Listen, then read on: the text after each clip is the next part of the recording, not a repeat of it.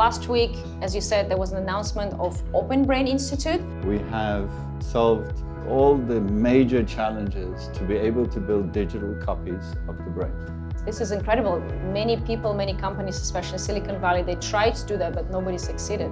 So a lot of people go away from that, but biology constrains the parameters, tells you what you need to do. The brain is creating and mapping and building these images.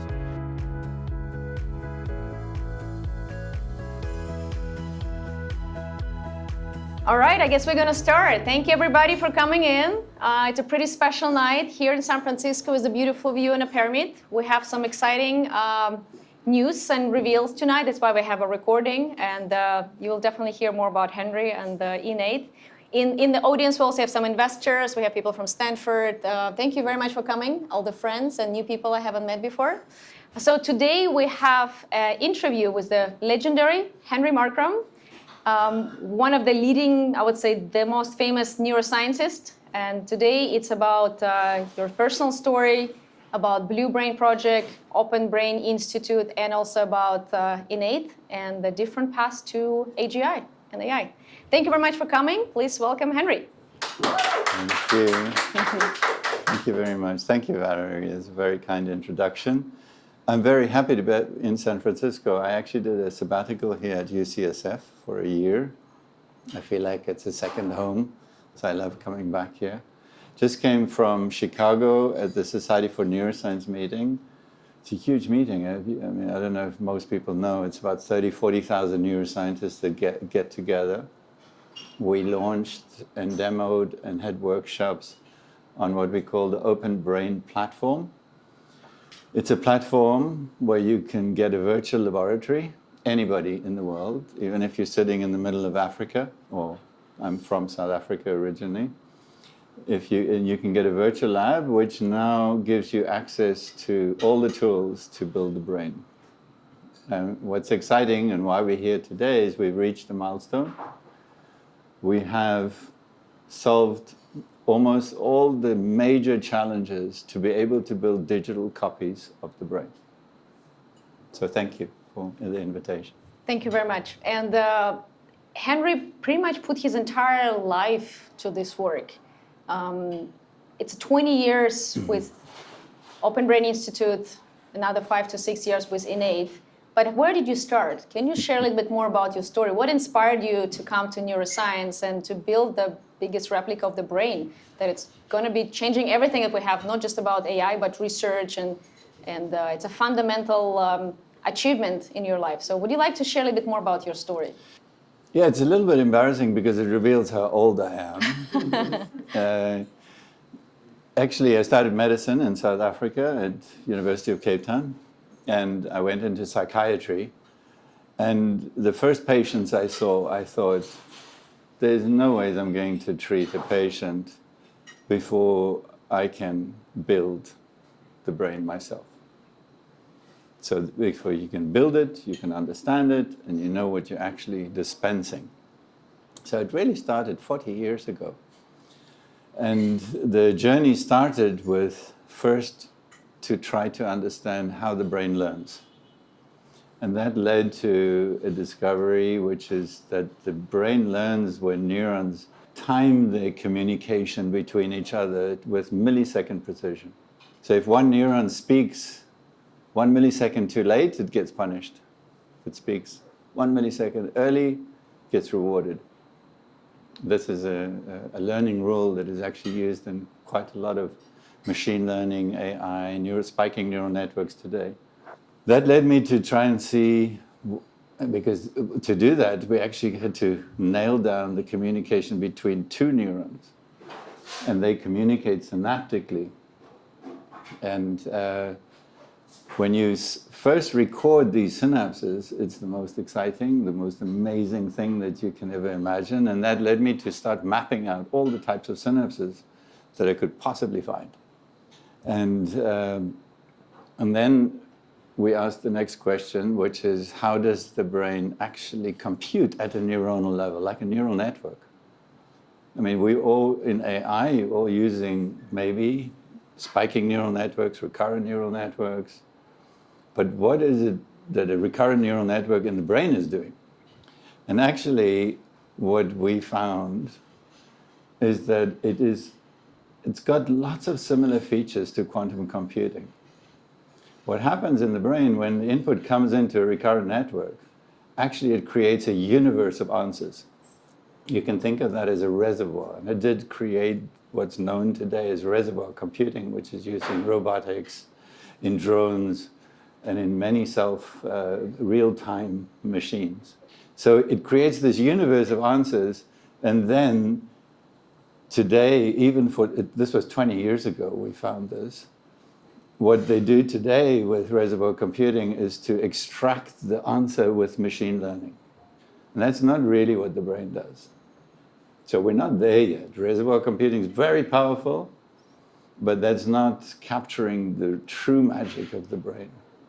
The brain is really learning how to collapse from this massive universe of answers to the answer through mechanisms like intention and attention. We can talk about that more later. So that was one part of the journey, but then it was very clear, Valerie. We're not going to understand the brain if we can't build it. So and this was the beginning of the Blue Brain projects. That was the beginning of the Blue Brain. Can you also project. share a little bit more? Because last week, as you said, there was an announcement of Open Brain Institute. Yes. If you can share a little bit more about what was the Blue Brain Institute, the public story, and as I understand, the Open Brain Institute is a future for open source that is going to help researchers, clinical trials, and anybody who wants to actually operate the digital brains. So the first part of my career was really reductionist, going down all the way to molecules, and then I turned to say, we got to put them all together. We got to put the data together. And not just my data, but the world's data. Mm-hmm. And so I had a lab in Israel at the time, and I said, okay, now I need a supercomputer. It's going to cost $20 million. Where can I get a supercomputer? Israel was not going to buy me a $20 million supercomputer. So the first place, actually, that said that they're going to buy me a supercomputer was MIT. Mm-hmm. So I flew to MIT and I said, okay, this is great. I was about to. I actually had a contract that was already signed. But then they said to me that it's going to take some time before I could buy the supercomputer. I would have to do A, B, C, D, E. And then on my way back from MIT, I went to Switzerland, and they said they'll buy me a supercomputer. So they bought me a $20 million supercomputer. So it was your stopover on the way back home? It was my stopover on the way back home, and then they gave me $300 million to build the brain. So that's how the Blue Brain project started 20 years ago. And the mission was to be able to build it algorithmically. So we had to solve the algorithms, how to synthesize computationally from a dot every single neuron in the brain.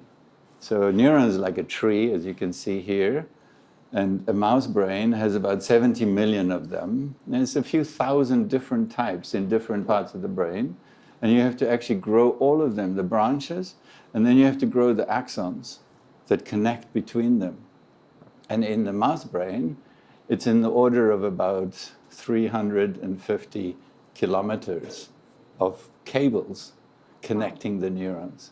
So we had to work out algorithmically how you do that. How do you connect them to the right neurons? How do you model neurons automatically, 70 million of them? When I started, it was a PhD project to build one neuron. And we had to solve, how do you do that for 70 million neurons?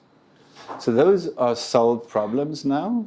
There's 300 papers that describe how that's done.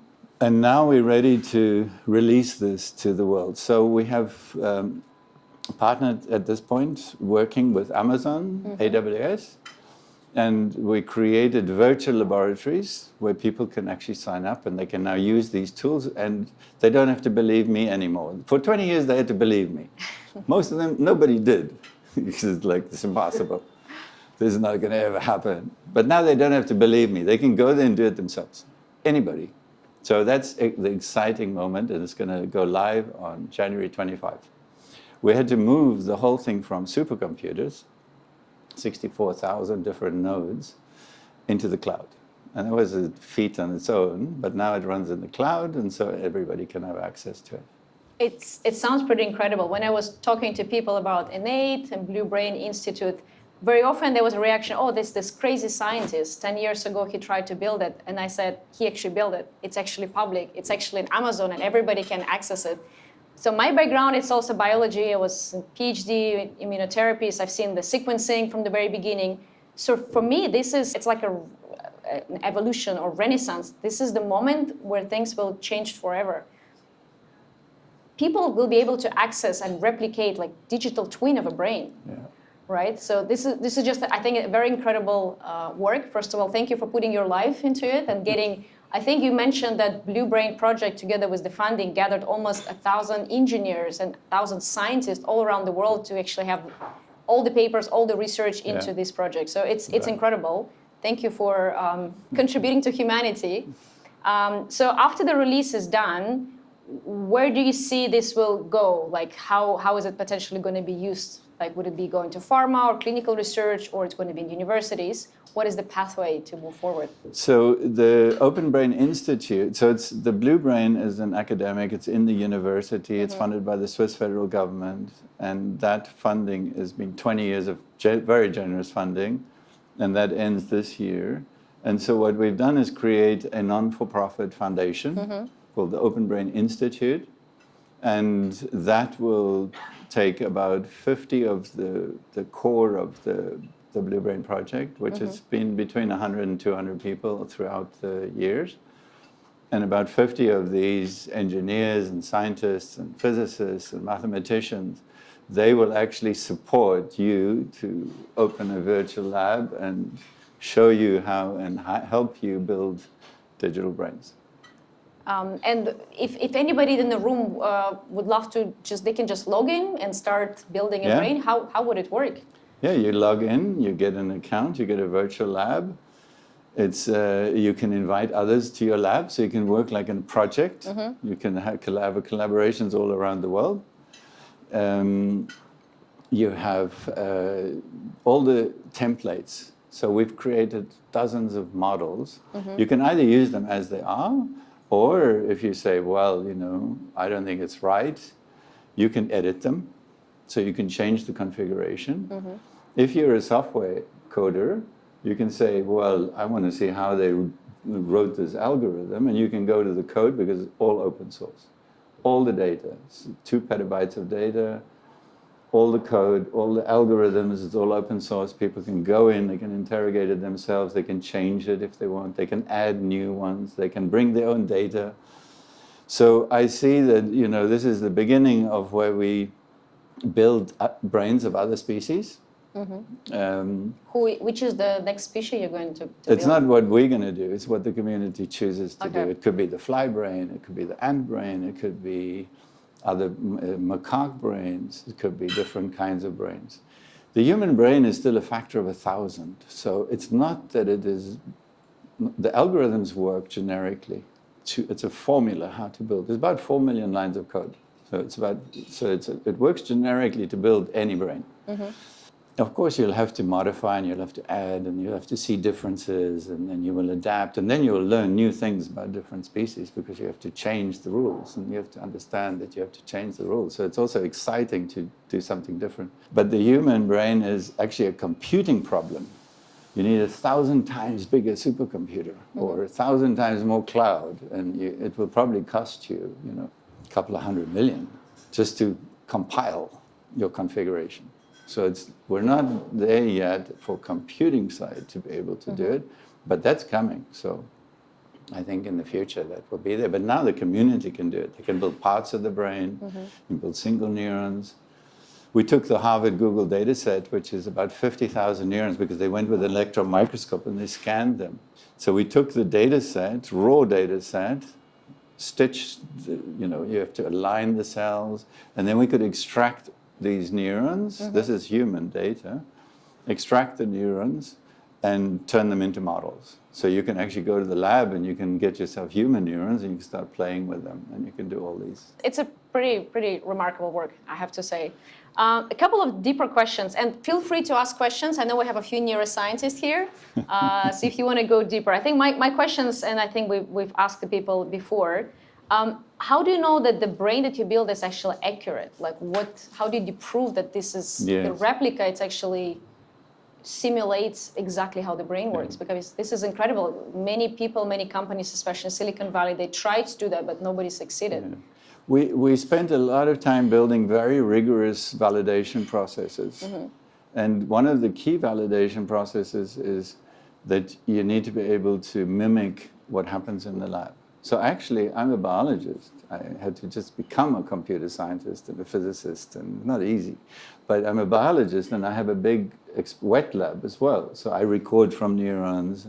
So we can do experiments.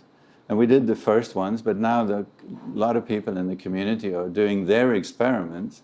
And then you can mimic that, because it's like a piece of tissue. It's just a digital tissue. So you can mimic the exact experiment that was done in the biological lab with a real piece of brain tissue, and you do it in the virtual lab with a virtual piece of tissue, and you should see the same result. We have around 300 peer-reviewed science papers that demonstrate how accurate it is, where it fails, where it doesn't fail. The beauty of this approach is that when it fails, you're at the cutting edge of knowledge, because we put all the knowledge in there. We took data from all over the world.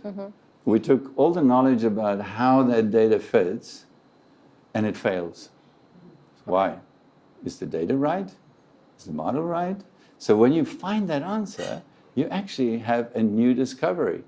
What I like about it is that it really fits with the proper scientific method of advancing knowledge when you prove your hypothesis, which is what this is, wrong. Many times it succeeds, and it's beautiful. In many cases it does. We were so surprised to see things just emerge without us trying to do it, because if you build it right, it should do the right thing. And many times you see it, and many times we discovered new things. And when we fixed those new things, either we gathered new data, we recorded it more accurately, we checked something, then it's actually reproduced. So every time, if you follow the biology, the problem is easier, not harder. So a lot of people go away from that. But biology constrains the parameters, tells you what you need to do, and it gets easier. So I think we're also claiming here that this is the path to AGI. Yeah. So let's move to the AI part. Can you tell us a little bit more about what is INAIT and how it emerged on top of the biggest research in the world for the brain? So I anticipated, of course, this moment. We've been racing. This is the milestone we've been racing for, chasing, about 5 years ago. So 5 years ago, I realized that once these digital brains are ready and people can start building them, we need to start teaching them. And so INAIT was started to start the preemptive work, the early work, to work out how do you teach these digital brains the way you would teach a child, a basic skill, next skill, next skill. So we see the digital brains being the closest proxy to the real brain as the only path. I think there are lots of paths to AGI, but whether they're certain or not is a question. But this is a certain path. Whether you get there or not is uncertain. But you know if you get there, because it's the closest proxy to the brain, you will get to AGI. That is what's unique about this path. But what you have to do is because it's a complex forest to get to AGI. It's difficult. There are canyons and there's hurricanes and there's whatever is in the way, right? So you need a guide. You need a guide through this. So the guide we established to know you're on the right path to AGI is that the next task that you teach has to be easier, and easier, and easier, and easier.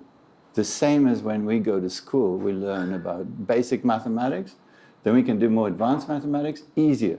More advanced, easier, and look at what we're doing. Look at what you all do here in the Valley. That is because tasks get easier and easier, not harder and harder. I think today's AI is facing a wall because tasks multitasks, multimodal tasks, different tasks, they get harder and harder. They don't get easier and easier to lay on top of the same model. So for us, the guide that we're on this path, and that the path is the right way, is that every time we learn a new skill, it could be pattern recognition, it could be object recognition, it could be classification, it could be whatever. If we get to language, which right now we don't need to because LLMs are so incredible. I love chat. I think it's the most, it embarrassed all the neuroscientists, by the way, in case you didn't know. I mean, like, what the hell? It was really amazing. So that's fantastic. But you need to know when you're on the right path, on the wrong path. I mean, there's a lot of discussions in Silicon Valley and around the world about limitations of LLM. Of course, it's incremental learnings and incremental changes becoming harder and harder. We see those massive rounds, and a lot of the fundings go into computational power, right? More chips and more data hungry. So for INAIT and for what you're building, you're saying it's going to get easier and easier.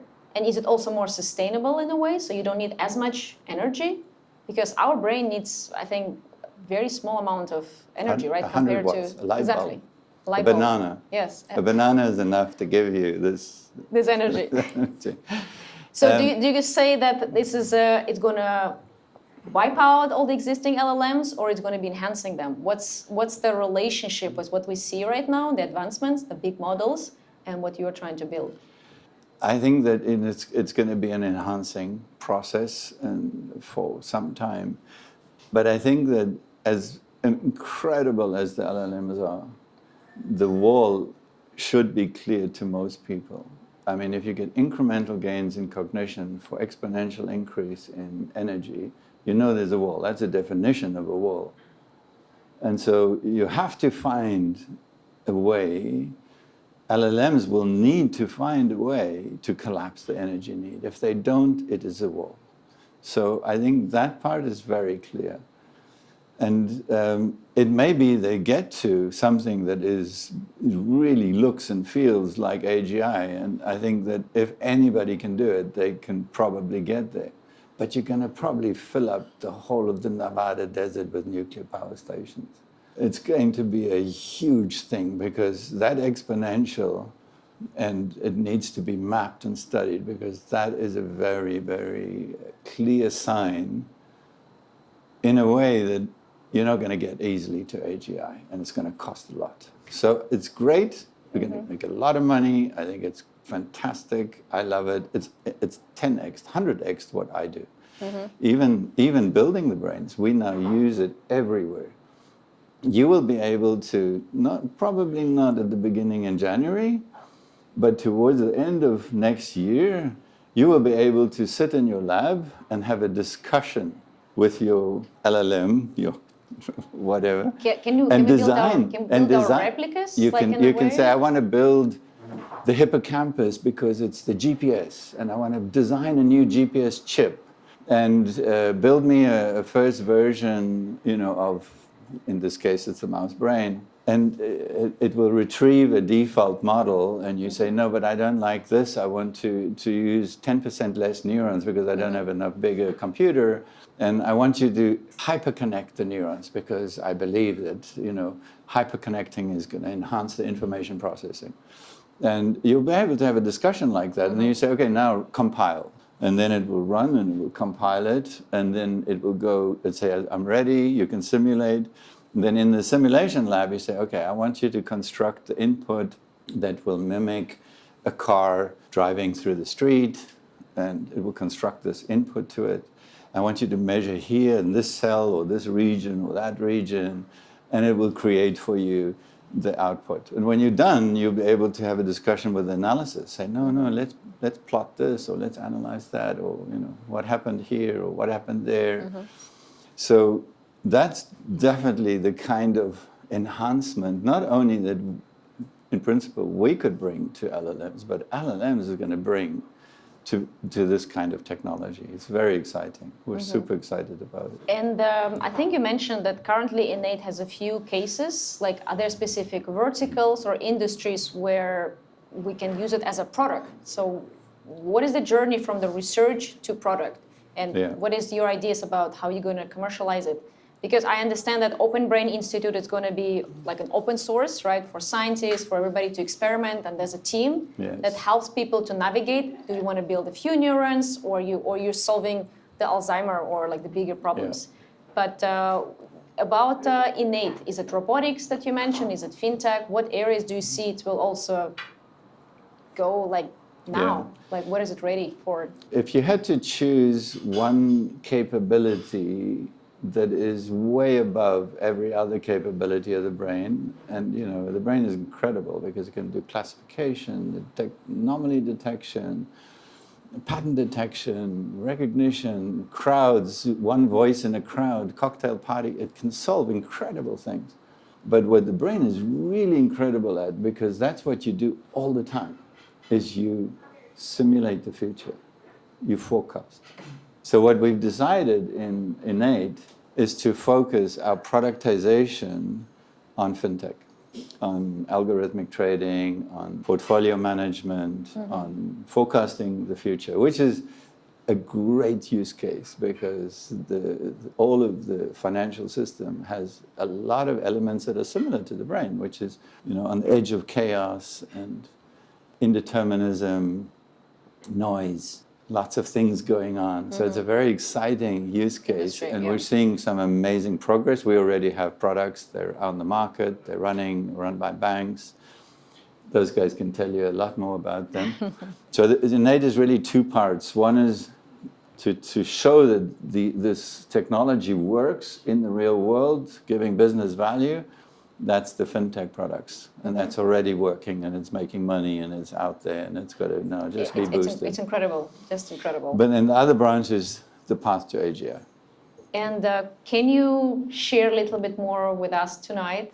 How do you see the path to AGI? As much as you can share. I know that some of the research, it's not public yet, but on a high level, because you see the product is already working and making money, so it's fintech, it's one of the areas. I think we discussed also robotics, self-driving cars. There's so many areas where it can be applied. But how can we get into AGI? That's the big question. So when you have a digital brain, you have to teach it. And so you have to solve learning. You need the learning rule. What started the whole AI revolution was the people who developed algorithms for learning, and they just won, well, not John Hopfield, but Jeff Hinton and Jan LeCun and many others. They developed the algorithm, the learning rule, backpropagation and so on, LSTM. So it's the learning rule that gave the explosion in AI. It's the same. Here, it's the learning rule. We have the learning rule now. It took a long time. It's actually nearly 50 PhDs, many different adventures in different areas. And in INAIT, we actually solved the learning rule, and so we are testing it now. So we're testing it first to show that it is on a single neuron level, exceptional, and then smaller circuits, bigger circuits, and eventually the whole digital brain. The problem you have to solve in learning is the following. Your brain has about 1,000 trillion synapses, more than all the stars in the universe. Not the universe, but the galaxy. So now if you tell your child, and your child actually has more, because first you get lots of synapses and then they go down. So your child has even more. Now you tell your child, no, yes. How do all those synapses know what to do? Where do they go? They go down, they go up. They go left, they go, what must they do? What is happening in the brain? Yes, that's the problem you have to solve. And that's the problem we've solved. We can now give one command to any number of synapses, and they know what to go to solve the problem. We tested it already, and we demonstrated it to some, the guys here in some of the visits. A single neuron, for example, can solve complex nonlinear problems, just one neuron. You know, perceptrons can't solve nonlinear problems. You have to have many neurons, or you have to have many layers, or you have to create some other nonlinearities in the neurons if you want to get them to solve nonlinear problems. The nonlinear problems is when the data is mixed and you have to draw a spline manifold between the data sets. And that a single perceptron that is used in most of the AI models today, they can't do that. And that's why you need so many neurons. With the biological neuron, it can solve very complex nonlinear problems. And we're actually not even yet capable.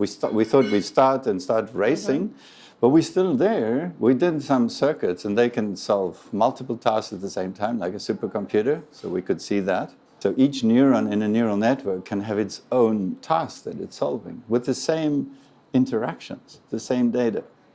So we can see already the evidence of massive parallel processing that it can be achieved. But at a single neuron, we can see that it can solve these tasks. And we've also got the first hint, I'd say just a hint, because we're just at the beginning of this adventure. It's very exciting. But the hint that if you learn one task, it helps you to learn another task. Now, there's lots of ways to do transfer learning and to do transfer skills and so on and so forth. But this is the beginning of our guide, as I mentioned. We need to see that if it learns one task, it's got to learn the next task easier and then easier and easier. So we're starting to see that, and it's very exciting. So we started the path, and we're racing towards now bigger and bigger circuits. What you describe right now, it's the beginning of a new world. Yesterday we had an announcement of a Nobel Prize in physics to pretty much fathers of AI. They started, 15, 20 years ago. This was the beginning, and this sounds like a future. Anything you would love to share with the audience as the last final words, and we can move into Q&A. This is really incredible. Thank you very much for putting your life into this project and bringing it to the people and making it publicly available right now. Thank you. Any final notes? Thank you. Well, I haven't had the honor to meet Jeff Hinton. I think I've admired his work. We've studied it. It's incredible. But I have met John Hopfield. He's been a mentor. We've worked together, not in collaboration, but in many times. He's, when I was a baby, we knew him, was at the same conferences. So I'm really happy that he's got it, because the Hopfield network has had a huge impact. It took the perceptron, Rosenblatt's, and took these other things to a new level. And it gave a kind of very steady anchor of what memory is, what core computing can be. And it's actually been a very important foundation, although, people don't see necessarily the link.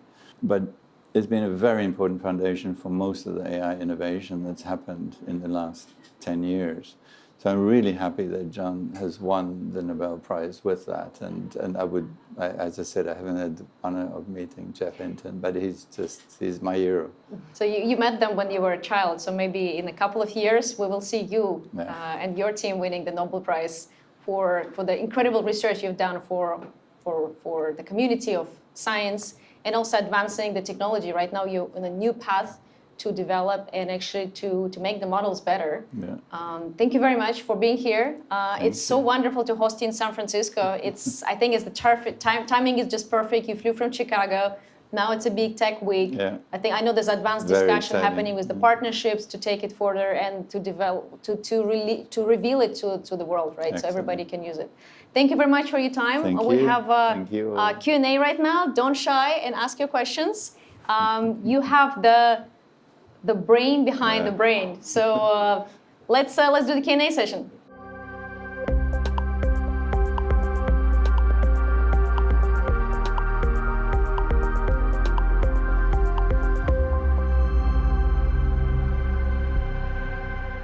Well, thank you for the question. There's a long answer and there's a short answer. The shorter answer is that related to how many neurons there are.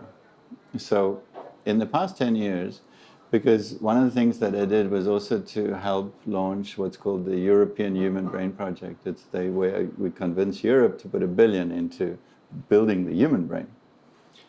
Then we retracted a bit, that it was too difficult and we're going to do something more modest. But nevertheless, the main argument that a biologist, there's two arguments against, that were and still are against, can you build the brain? The one is the biological argument, that's where your question is. Do you have enough data to build the brain? Have you measured enough? Have you mapped it? It's so much to map. Well, when I started and I saw all these different synapses, I realized one thing: you'll never map it. It's too much to map. You could put 1 million scientists and make them work every day and give them trillions of dollars, and you will not map the human brain. That if you can do a back of the envelope calculation yourself if you want to verify that. So my rationale was, that's the wrong question to ask. What you have to ask is, what's the least amount of data you need? What's the smallest data set that is enough to infer all the rest? And it's really got to a point where it's a fraction of a percent. And the reason it is because the brain, all the data in the brain are constraining each other. So you have a lot of ways of inferring, and the ways of validating are there, because as I said, you replicate, but you can infer. So it's the challenge of the brain is not, we have to measure, because the more you measure, the more accurate and more comfortable you are, and you can see more intricate. No question about measuring. You've got to measure and map, and we are doing. Allen Institute in Seattle, it started a huge race with China starting massive mapping. Japan started, Australia started, the US Brain Initiative poured $6 billion into mapping the brain. And today you see the results. There's human maps, genetic level, all kinds of levels. So it's really fantastic time. The data is just pouring in at incredible speed. The Harvard Google data says it's 50,000 from the neocortex neurons. But it's not about that. You have to study the neurons, get the statistics, get the algorithm, the rules, and then you can synthesize as many as you want. You can synthesize billions of them. So that is what we solved.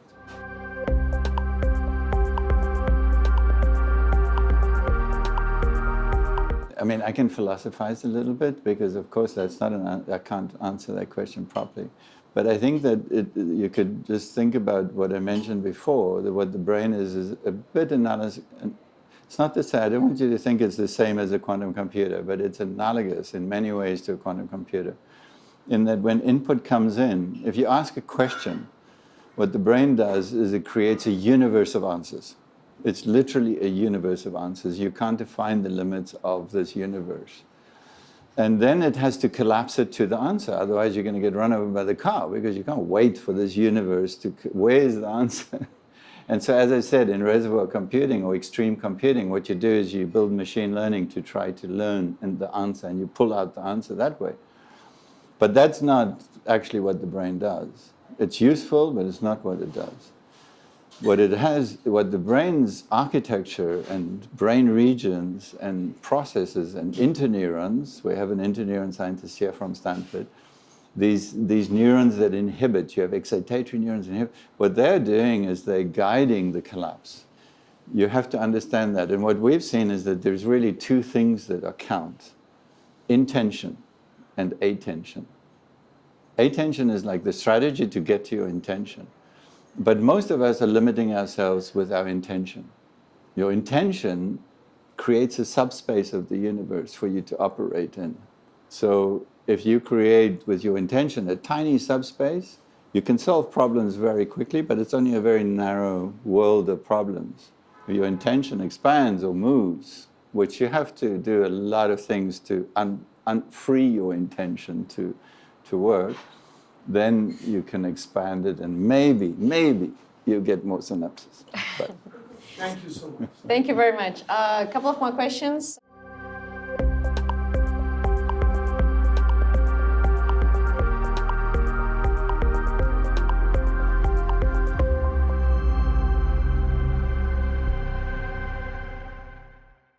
So there's multiple levels for users.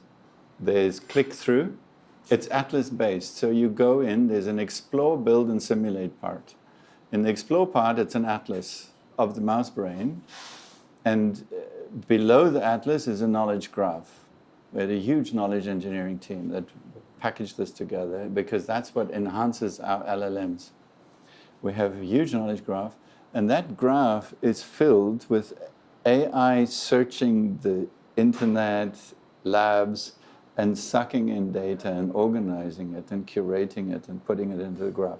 So when you go to the atlas, actually you have pretty much, including a stream with chat and type of, it's not only chat, we use Olama, we use other LLMs, we actually use a cluster of them. We make them talk to each other and argue with each other and come up with even better results.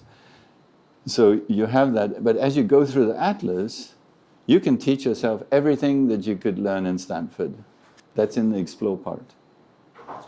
And anybody can do it. We had 22,000 students in a prototype version of this at the university. The students are from all over the world. Undergrads, different things. So we had 22,000 students prototyping and helping us to practice how are we going to serve these little digital brains. They could be small circuits, because big circuit costs a lot to simulate. So you can use small circuits, so you can build them. And then you can go in there and say, oh, what is this area? And then it will tell you, and you can learn about it, and then you can say, I want to build. So it can move to the build part. If you know nothing about neuroscience, you can say, let's go straight to simulation. You can take the model straight to simulation.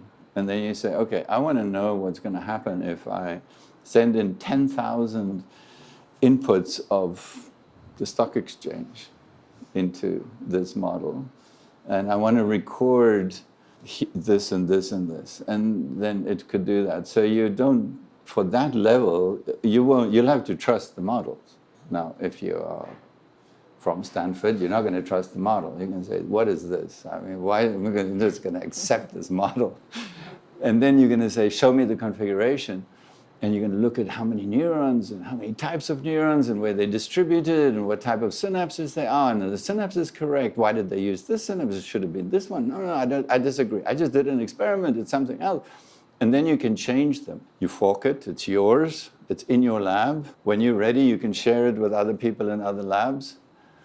You can then take this model and say, I make my change, and then you've got to build it. But building is also expensive cloud-wise, so you'll have to have a budget, so there's an account with credits, and Amazon's giving us a lot of credits, free, so that people can play first, because otherwise, it's not going to be easy. So we're getting a huge amount of credits to allow everybody to practice first how to do this. So yes, you can do many layers. I'm not saying that you don't need any neuroscience, but there will be people supporting. They'll jump into the lab and say, oh no, you can ask questions. We'll create, there's a lot of beautiful self-chat agents that will also help you. Because we have the tracker, it tracks everything you're doing, if you switch it on, of course. It tracks everything you're doing, and so then you can ask questions. What am I doing?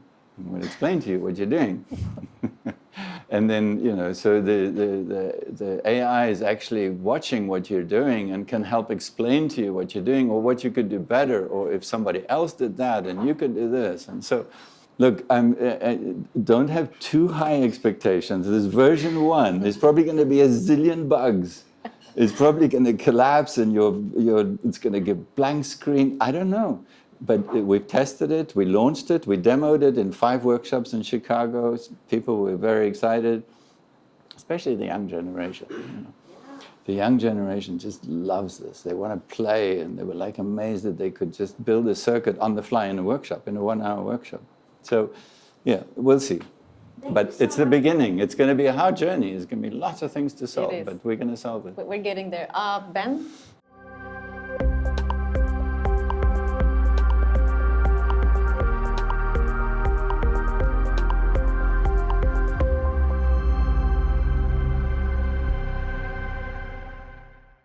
It will have a lot of, and you will be able to actually adjust it, a lot of randomness, so it will come out as creativity because it will be able to solve things in different ways, but it won't have anytime soon its own intention. There are other things we believe are required for bringing that together, and you will have to have pretty much the whole brain. And there are other things which I can't go into, but you need to get to the point where intention is an emergent property itself. In the beginning, as we merged and we get the brains, use bigger brains, more complicated brains, we will be guiding the attention. It will be quite a lot of, and we know now, which I can't talk about it, but we know now where the attention is, where it's applied, how it's applied. The attention actually, intention is actually becoming an easier problem than attention. Because what we're seeing is attention is not, if you ask chat to tell you about the hierarchies of consciousness, it will put attention somewhere in the middle. It's like you need attention after you want to develop a strategy for a business plan so that somebody can give you $1 million so you can start your startup. It'll put it somewhere in the middle. But the reality is in the brain that you cannot separate attention from anything that the brain does. It's got a facet of a different level, but it's got a facet of attention. And so even in the eyes, the most shocking thing for me as a child, and I don't know, the first time I touched neuroscience, that's why I'm in neuroscience, is to realize that what comes into the eyes is just amplitude and wavelength. There's no distance. There's no distance. This distance of you sitting there, there's no features, there's no shapes, there's no lines, there's no color. That doesn't come in. None of this is coming in. The only thing is an amplitude and a wavelength. The brain is putting you there. This is my brain. You're there. There's I don't want to go into the philosophy of, objective versus, it's there, but my brain is constructing this picture. Your brain is constructing this picture. Your brain is projecting this picture in 3D. And when you spoke about petabytes before, do an experiment. I mean, many of you can easily do this. You can ask chat to do this as well. Take a virtual reality environment and put an agent inside there and say that I want that virtual reality environment to have the resolution of this, what you see here. This resolution, there's no pixels. You've got depth, you've got panoramic view, you've got everything. If you do a calculation, what has to go into the eye is about a petabyte a second. If it were, which is not, if it were that you needed to get all the information about the world to see the world, the bottom line is we're not observers. Our current technology is grounded in observer paradigm. The brain is not an observer. The brain is creating and mapping and building these images. That is the huge difference, and that is actually where the energy saving and all these other magical things come from. So it knows, it lives inside its own world that it is creating. Mm-hmm. Wow.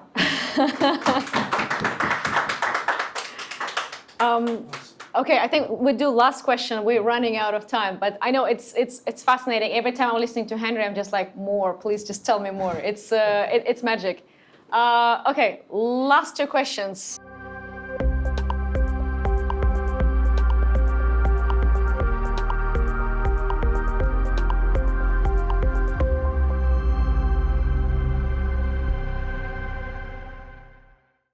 The reason why it doesn't work is because they don't have the learning.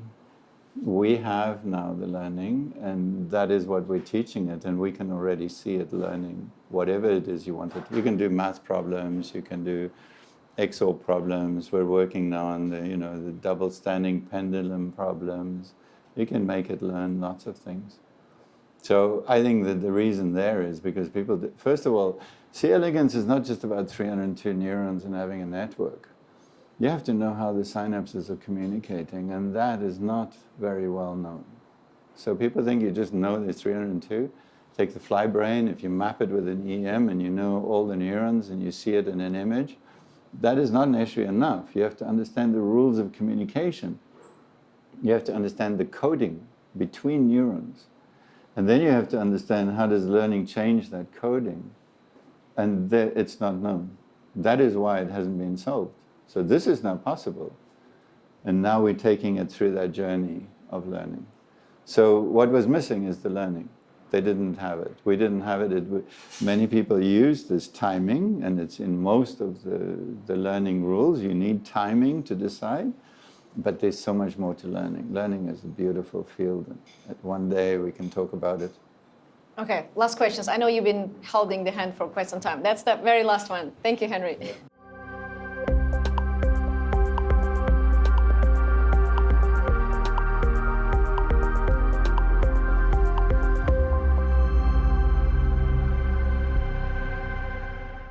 Well, I think that you're seeing some fascinating generalizations and task transfer learning type of things in the LLM space. I mean, it's also, they didn't necessarily have to use the same amount of data to teach it to do French as they did with English. So there's a lot of transfer of grammatical rules and other rules. So I think that it's much more. It is a quantum leap from before, where you really were struggling with generalization. And I think the LLMs is a quantum leap in generalization.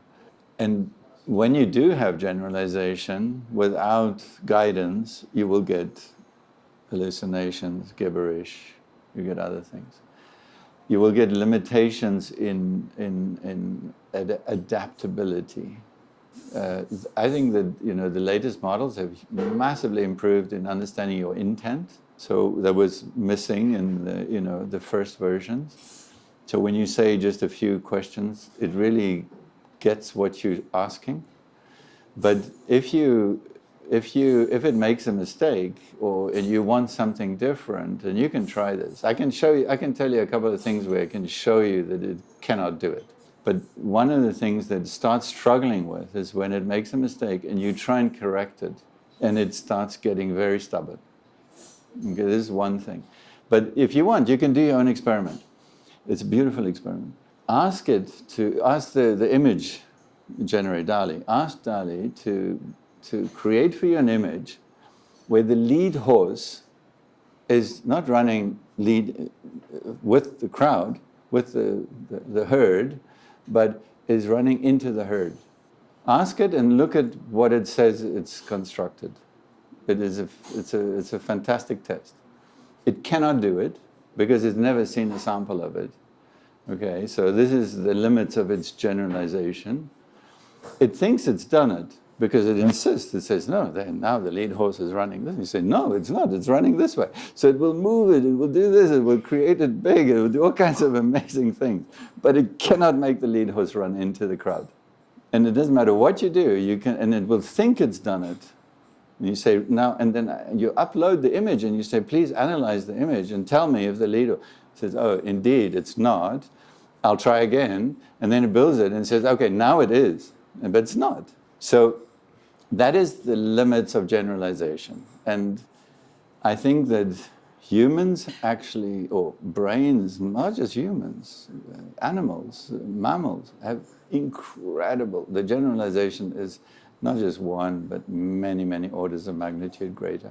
And to get there, I think you have to follow the architecture of the brain. I think only the brain has that capability, because fundamentally what's different about the brain and most AI, not all, there are different ones, is that the brain learns cause and effect. It's not learning correlations. Correlations are actually dangerous for the brain.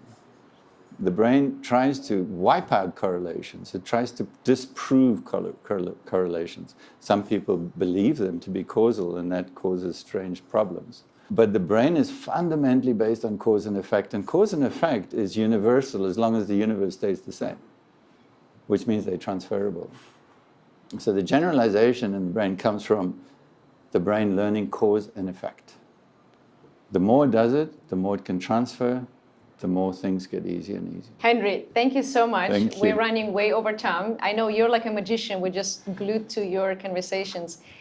I wanted to say thank you, first of all. You're one of the rare scientists and founders who are actually not doing much of a public appearances, but you're sitting and building things and getting things done. I spoke with many people, from researchers to VC, and they say that you're proving that impossible is actually possible.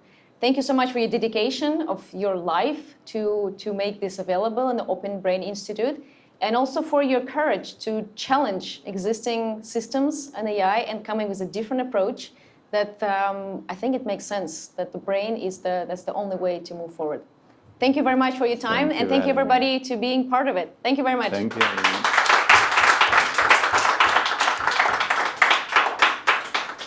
Thank you. Thank you.